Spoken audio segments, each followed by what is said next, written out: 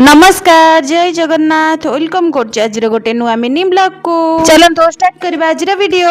सप्ताह सारा घर खाइबा खाई खाई की पूरा बोरिंग हो जाती से संडे हेले सीधा बाहर ही खाइबा जलखिया। मोर काम सारिकी मु जलखिया बनैबा को गला बेलू साडेपटे बापा झील आसिकी जलखिया नहीं कि घरे आउ मो झील ता हाथ में कौन जिनस पड़े कह मु क्या देविनी खाली पापा को एका दब। जलखिया से आनी उपमा मटर बरा आलू चप को पकड़ी सारा खाइबा खाई सारा पर पेट पूरा फुल।